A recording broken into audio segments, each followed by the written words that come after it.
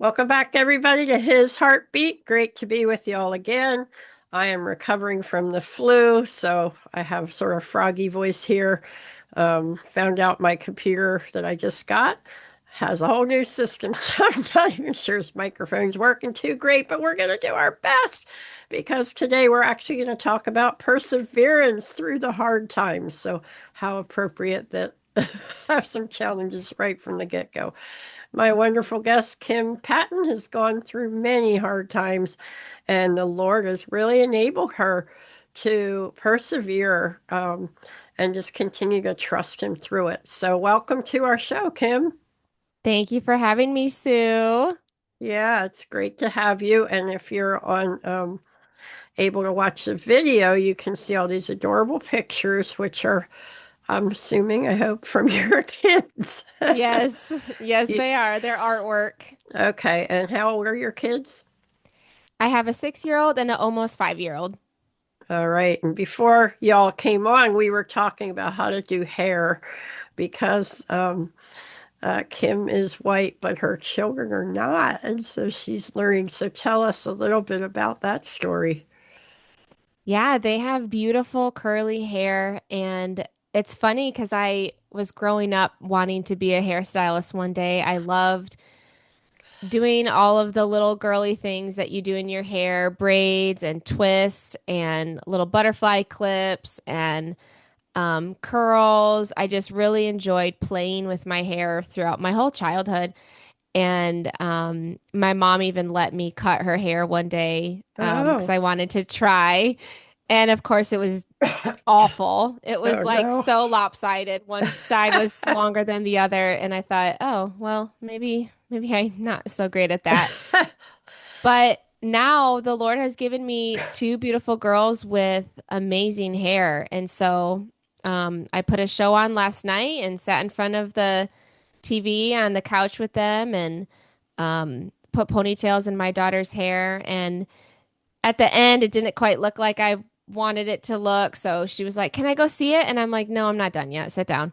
So then I tried again and reworked some things, and then it looked a little better. And she showed up to school today, and someone's like, "Oh, I love your hair."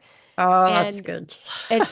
it's a good feeling to like be involved enough to where I'm willing to put the time in.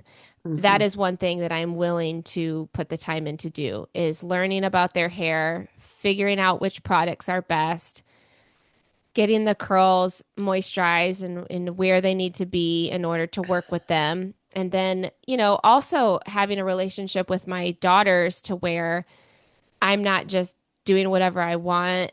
Well, I do mostly whatever I want with their hair, but I had a conversation with my daughter a few weeks ago and she was really honest with me. And so I was like, okay, I need to make sure I involve her in the decision-making process of her hair and also respect her wishes. And if she says like, no, I don't want braids, I just want it wild and free, then okay, I just put some product in and make sure the curls are detangled and let it be wild and free. All right. So tell me the story, because I know a little bit about it, but your kids are adopted. So I know your whole book, it's called Nothing Wasted. Is that right? Struggling well through difficult seasons. Okay. So tell us a little bit about those difficult seasons and how it ended in this beautiful two children that you have. Back in 2010, we got married, my husband and I, and just had all the hopes in the world of how this life was going to turn out. And it really involved serving the Lord in a church, either him being a pastor or just involved in church ministry. He really wanted to teach.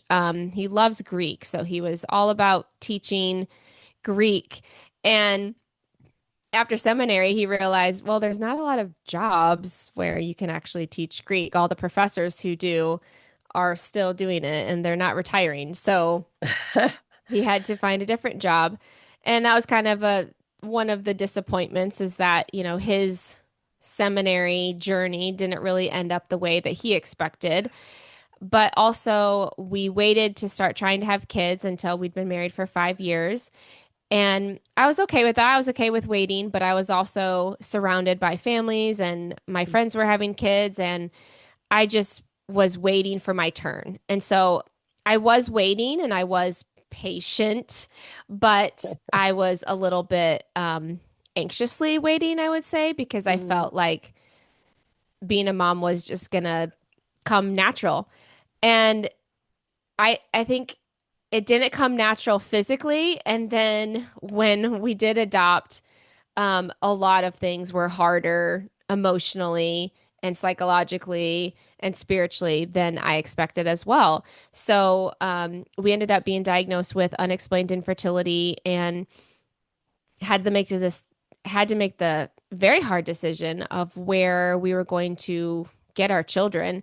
And that sounds terrible, like you go to the store and get your children, but it just when you're not able to get pregnant, you have to be like, well, where do I get my children then? What Mm. are my options? And Mm. the Lord has to soften your heart because I just was not ready to pursue foster care and adoption for many years. I was in denial. I was hurting. I was confused at, wait a minute, this is not right. Something's not right.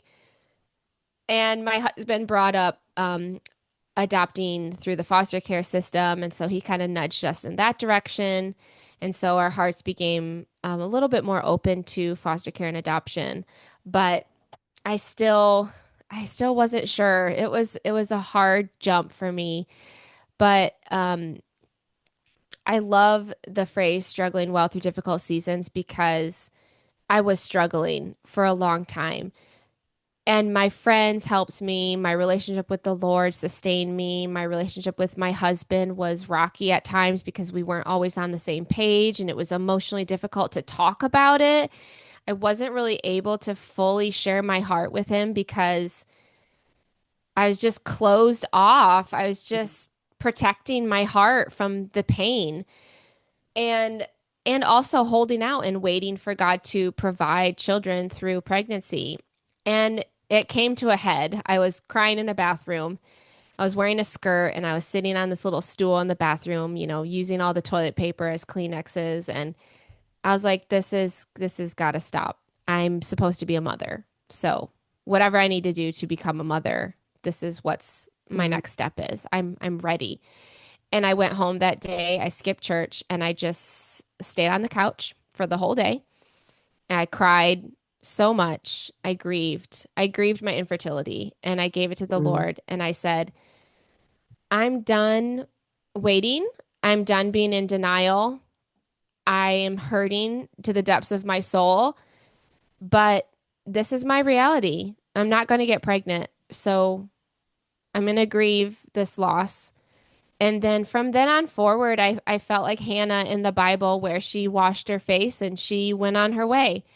And I don't know that she expected anything from the Lord, but she gave her heart's cry to him. She said, this is terrible. This is the terriblest thing in all the land. And I felt that too. But there's this beauty in struggling well. Yeah, we struggle, we hurt so bad.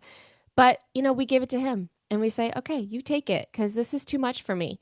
And then God took that and he turned it into this adoption story where we were able to adopt our first daughter right before the pandemic hit. And then her birth mother let us know she was pregnant again 8 months later. And we were able to walk with her through that second pregnancy and then adopt the biological sister of our daughter. And after that, there was more struggles, lots of physical and emotional struggles with our second daughter. She was born early. She has a lot of physical um, challenges, I would say. Not something that usually applies to a healthy child. She has needed therapy, surgery, and um, really it has been a struggle to figure out how to help her. And she's almost 5 and we're still just battling just the knowledge of what exactly is going through her little body and her little heart and her mind, and Mm. how do we help her cope with all the big feelings she's feeling. Okay. Do you have any kind of support system in that? Like, So the other she's, thing is we've Mhm. moved a lot, and so I love occupational therapy. That has been amazing for her. Even she tells me, she's like, I miss my therapy. I really need my therapy. And I'm like, Oh, girl, I know, trust me. We all need therapy. But we've moved so much that like it started with a college campus that was able to give her free occupational therapy, and they had mm, sensory nights, and they really just told us what was going on. I mean, we were starting to get a hint and a clue, and they really just gave us words to like her sensory issues are is what it's what is driving these behaviors. Is it's not that she's just very uncomfortable. She has a lot of anxiety, and she just doesn't feel right in her body. And so that's causing her to act out because her body just needs things that we didn't even know she needed. mm, So occupational therapy helps a lot. She has low muscle tone, and so it's even hard for her just to do like basic like balance things.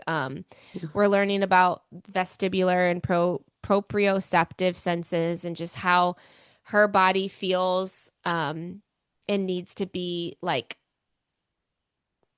in contact with things in order for her to feel grounded.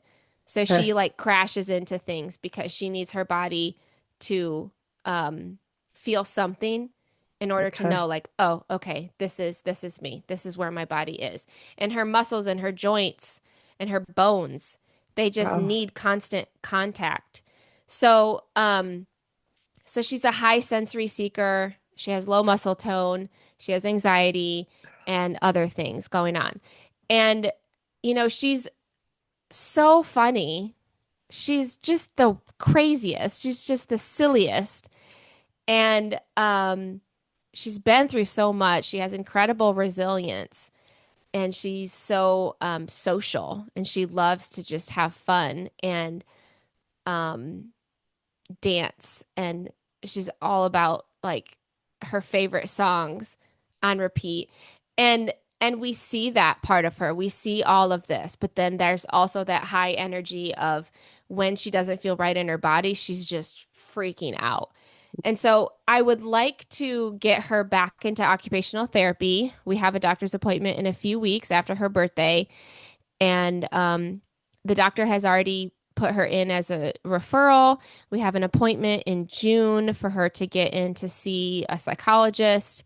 And she's been evaluated, and we've been able to cross off some things as far as like, okay, it's not that, it's not that. And what exactly does she need support in? And yes, as soon as possible, I'm hoping to just get her back in to what she had, because it did help a lot. She could sense it, and we could tell, yes, this is what she needs. Well, it's great that you're, really finding the source of that. So, through all this, how have you learned to draw from the Lord? He's really been my survival. We were foster parents for 2 years, and man, um, that was tough. That was tough to bring our children into a home where we're living with teenagers from hard places, and they are struggling. They're struggling with just the basics, school, relationships, friendships, and living in a home with a bunch of other teenagers is not ideal. These kids need to be in a stable home, and really, ideally, we would want them with their birth families, but because it's not safe for them to be there, they're not able to do that. They're not able to be with their birth families. Um, So I think God has used foster care the last 2 years and adoption and motherhood. Motherhood in general is just incredibly sanctifying.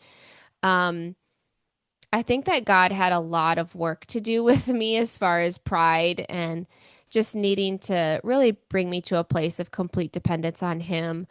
And I see the fruits of that now. I see that, okay, I was in this place before, where I thought that I was capable. And I mean, it's okay to feel capable. It's okay to feel confident. I don't think that's a bad thing. But the Lord was like, well, I think you're a little bit too confident. And let me just show you, let me just strip down some of the things that you think is holding you up. And let me show you what true dependence is. And I think until you're flat on the ground, your face to the ground, just at a complete loss, that is where truly my faith has held me up. Because when everything else is stripped away, everything, my identity, who I thought I was, what I thought our marriage was, what I thought my family would be, what I thought my life would be, when everything is stripped away and truly all I have is the Lord, that's a beautiful thing because it kind of makes you feel invincible when you say, you know what, I have the Lord, that's all I need.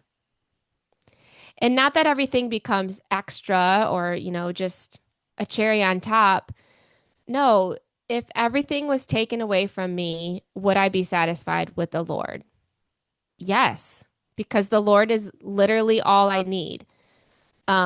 He's the only one who can truly help me be the mom I want to be the wife I want to be the foster mom I want to be. And even then, even with the Lord's help, I still hate that I'm not the mom I want to be. I still hate that I battle sin every day. So, just living in grace with myself and with others is a constant challenge, but it's also my goal. I want to have grace for myself. I want to say to myself, like, I can do this with the Lord, and I am the best mom for my kids. Yeah, I get super frustrated. I mean, girl throws tantrums every day, and she's not a 2-year old. So having to deal with that is awful. And some days I'm just like, why? Why?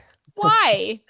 Why is she so miserable? Why is she not able to put her clothes on? Why is she not able to hear my instruction and feel capable of doing it? Because immediately she doesn't feel capable. Yeah. Immediately she hears me giving her instruction and she thinks to herself, I'm alone. I'm alone. I'm alone. I have to do this by myself. I can't do this. Mm. So that anxiety just rips her up inside. And on the outside, when I'm looking at it, I think, oh, she's just throwing a tantrum. Well, yes, but she's also does not feel confident. And so, how do I get in there, help her Yeah. feel confident, Are help her you get guys dressed? are you guys allergic to animals? We have a dog. I'm allergic to animals, but we have a hypoallergenic dog. So, yeah, Well, she's great. I'm a dog fanatic, but I been looking at these shows about dogs for kids that struggle like your daughter. And I bet you guys would qualify. And it's incredible how, like what you're saying, it could provide an, an a thing, okay, that would be near her, that she's becoming independent, but not. She always has that dog. And they're Mhm. also incredibly sensitive to when an anxiety attack's going to happen. So you might want to just research that, and the Lord might provide. That's just kind of a little side tip for you from a dog lover. Yeah, we Yeah, do love our dog. She's great. She's a lot of fun and she's hyper like my children. So I don't know yeah. how calming she is, but No, I don't think. I mean, one of these specialty dogs. They cost a lot, but people qualify. You guys might qualify that it wouldn't be like that. So, anyway, just um, what comes to my mind is how we have our original plan, of what we're going to do with our life. Like I was this amazing athlete and I'm going to be the best coach, college coach in the world, right? Kind of thing. And a US coach one day and all that. But God called me in the mission field. And even then I'm like, oh, I'm going to have the largest campus ministry. And, then um, God just finally got me to a place of seeing where he really wanted to use me is helping. Well, first I had to deal with my own insecurity that I'm not beautiful enough to represent beauty to the world. And once he brought that healing, now I'm going all over these little villages all over the world to women who really feel like they're scum. They're nothing because their culture or their religion, which is not Christian, is telling them that they're worthless or they deserve to be abused and, that kind of thing. So it's been beautiful to bring this message to them. But like you, what I'm thinking is you weren't planning to get in the foster care system. That sounds funny because you're the adopted, but yeah, adopting kids and fostering kids and having a child with such huge special needs wouldn't have been in your portfolio, right? You saw yourself as that mom who's going to give birth and have these three little cute kids and, that whole thing. And yet God's plan is that he knew how he wired Kim Patton, though you may not realize it, you're learning to. He has wired you for this. He is, in Ephesians 2:10, it talks about from before we were even created, God already had a destiny for us, and He prepared us in advance for that. And so He has prepared you to do things that, you know, I probably couldn't do, you know, and things that I do that maybe you couldn't do, and and um and now he's bringing you into that, and you're like absolutely doing a beautiful thing. You think about Jesus and how the disciples were saying, "Hey, yeah, we'll tell the kids go away." And Jesus is like, "No, bring the children to me." And he obviously had an exceptional love for kids, still does. And, you know, his heart is just like bursting with joy for you, truly, to see the love that you're bringing, not only these two kids, but so we'll get into that. I want to hear about that. Like, sounds like you're helping with the foster care system too. Um, and most people would run 1,000 miles from that, but they're not wired for that.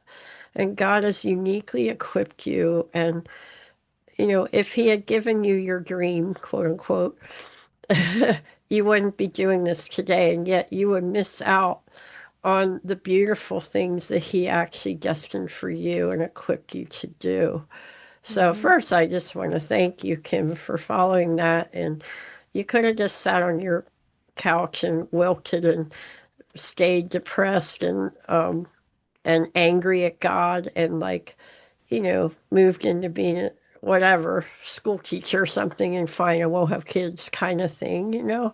But you chose to obey God and take on this mission, and it's more than what you knew you were choosing, or you probably wouldn't choose it. We're not masochists, but God knows, right? And you find out, oh, it's not a masochist.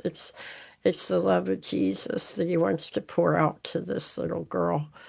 But definitely getting her in, therapy and all these as she gets older and having more of a support system for her and you will be helpful. But yeah, what do you think of that? Yeah. Well, um, my kids are my kids. They are God's first, their birth mother's second, and mine third. And so I always keep that in mind is I didn't have to get them. I didn't have to have such beautiful daughters. It's a immense privilege. And I must have been in a good mood this morning because we were sitting here at this table and we're under a new routine because my husband just started a job and he used to be the morning parent and he used to do the breakfast and um now that he's going off to work, the girls and I have the morning together and I stay in bed for most of it until I absolutely have to get up and then I get up and so we were eating cereal this morning and they they told me what they were getting me for Mother's Day. Um, and it was supposed to be a surprise, but they can't handle it. So they told me what they were getting me. And I looked at them and I said, I'm so glad that I'm your mom. I'm so glad that I get to be your mama forever. And Shiloh said, I'm glad that you're my mom. And I know that I'm not their first mother. I know that I'm not their blood. Um, and they know their birth mother, and there's a deep honor and respect for where they came from. It's not a secret. I'm lucky to claim them as my children. Um, I don't demand that they're my children. It is a blessing. It is an honor. It is a privilege. Um, they're beautiful, and I don't deserve them. So I think that helps because it helps us all remember where we came from. You know, there's not a right. It's not my right to have children. Um, it's a privilege. The other thing I think about is the foster teens. We've stepped away from foster care at this season of our lives, but that was also an honor and a privilege. And there was this balance of, yeah, I'm your foster mom. I'm making you dinner. And, we're bringing you to school. We're helping you with all the things, but I have no rights to you.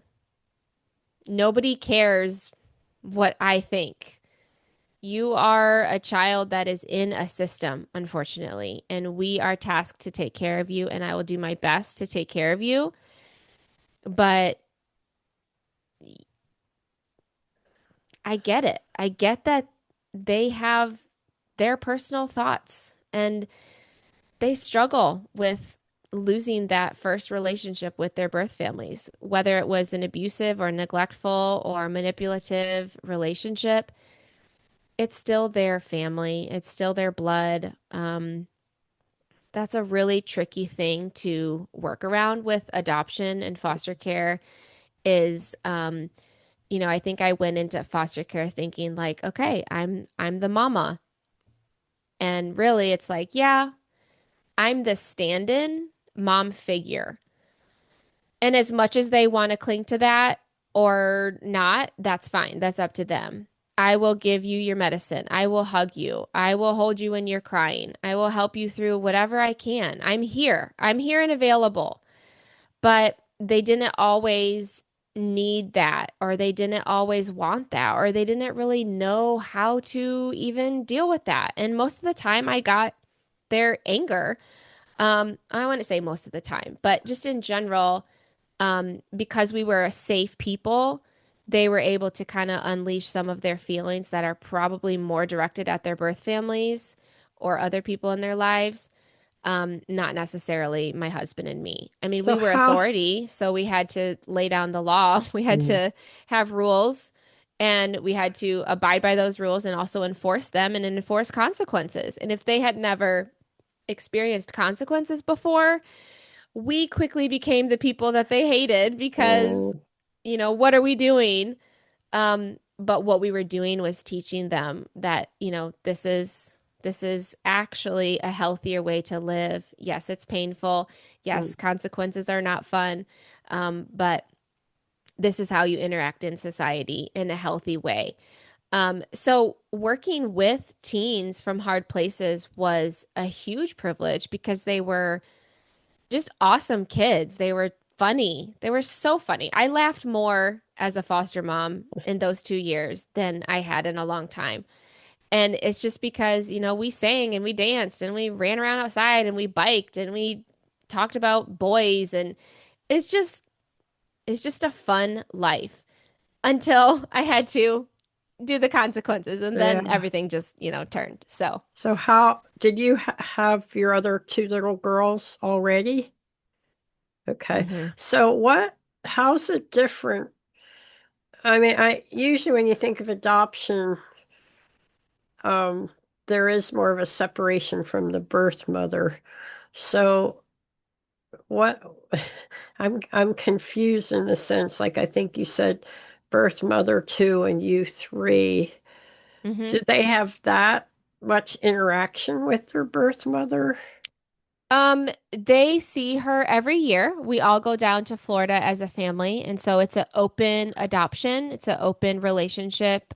We communicate through um, Messenger and send pictures and have a relationship with the birth mom and her mother. So we have a very close relationship with Ashley and then her mom.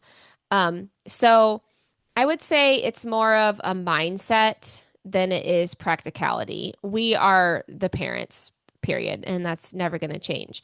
But when we go and Okay. visit her, um, they just know that they were in her tummy and they know that that's where they came from and that they have her eyes and they have her eyebrows and they have Okay. full access to talking to her about whatever they want to talk to her about regarding um, their not identity per se, but just like their background of like where they Yeah. came from. They have But full they access. know, like you're the boss, so to speak.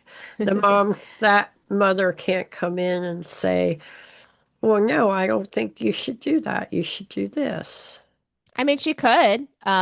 She doesn't. She's very Okay. respectful of our parenting. Um, and even her mother is also very respectful.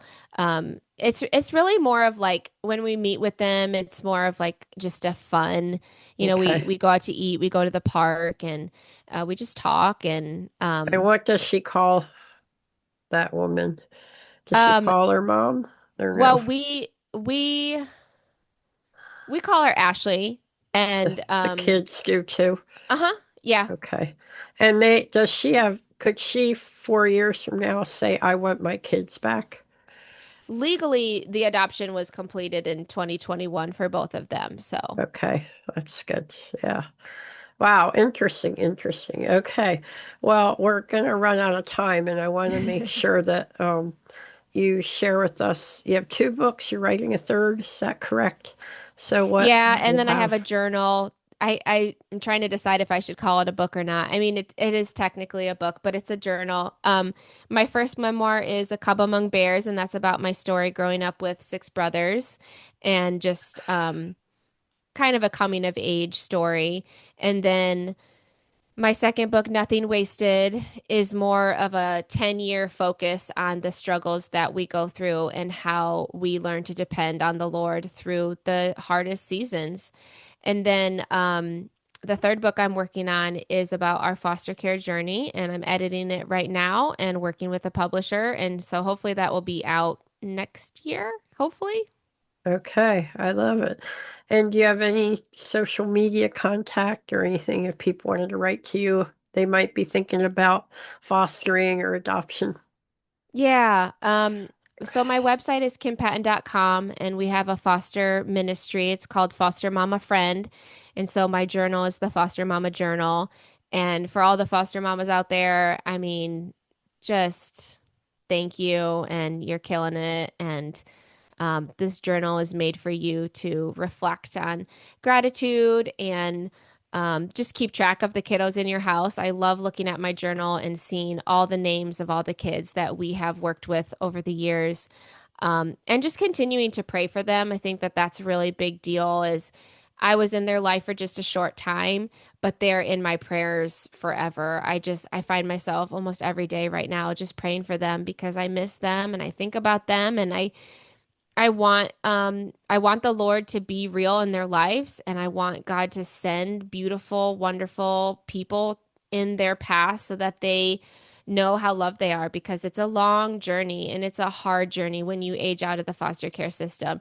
And we had teenagers, so many of them are aging out in the next few years. They're going to turn 18 and they have to figure out what they're going to do So that reminds me, I have one that's graduating in a few weeks, so I need to send her a card or something. And not very many kids in the foster care system graduate from high school, so that's a big Oh, deal. wow. And so, yeah, I'm on social media, Foster Mama Friend and Kim Patton 730. But really, my email list is through Substack and it's through my website, kimpatton.com. And you can Okay. just join me in the journey of waiting on this third book because, man, I'm editing it every day and I'm like praying over it and just really hoping that it'll encourage people when God calls you to do something that you feel like is impossible. He Yeah, he is right there and he is giving us the strength when we are weak. And so I've loved that message for myself over the years, and so I'm happy to share it with others. that's awesome. Well, I love it. Well, thank you, Kim. This has been a very meaningful time and just appreciate God and you and this journey that you've been on. Do you have a picture of your kids nearby or not really? Um, I do probably. Yeah. We they're goobers, Sue. They are goobers. Look at this. Oh, look at there. Okay, because some we might be able to She put that up. just she just likes to get in the picture. We went and saw the world's biggest inflatable duck. Oh, wow. It's very weird. It's we're in north I don't know if it's northeast Ohio. I guess it's just North Ohio. But there's this giant rubber duck festival, and they have this giant rubber duck, and then a bunch of people sign up to race their little rubber duckies. So they have Oh, a wow. race. And I told Kevin, listen, it's free. It's a Saturday. Let's just go see the rubber duck. And I knew that the girls would love it. And sure enough, we turned the corner and they just see this giant rubber duck and they're just like, whoa, look at the rubber duck. And I'm like, That's it's great. worth it. That's so fun. I wish I could. We were traveling across Europe, my husband and I occasionally actually do a vacation beyond mission trip. And um, I think it was in Austria. I think. But I'm pretty sure, but they're really Vienna, but they're really into the rubber ducks, right? And they have whole stores Oh full my of goodness. rubber ducks, and they have giant ones, not like what you're talking about, but they're like a foot tall, the whole walls. If they really honor Wow. that rubber duck. I had no idea that people were so into them, but anyway, there you go. That's funny. Well, thank you for Yeah, having me. This is lovely. And I love hearing about what you're doing in the world too, and the places that you've traveled to, and just been able to speak to the women who, like you said, are not told that they are of value and have worth. And I love that. I love that you're bringing them the truth and showing them who God made them to be and how beautiful they are. And they really are. I'm learning lately we're all made in the image of God, and that's what makes us so yes, beautiful and so yes, attractive. It's just God is so creative. And, I love my kids. I love their little cheeks. I love their hair. I love watching them just walk down the street.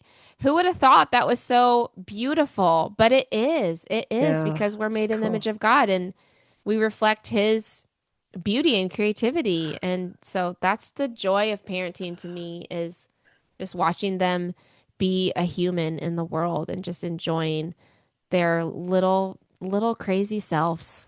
Oh, you literally just shared the first point of our first message in Beauty for Ashes conferences, but taken from Psalm 139:14.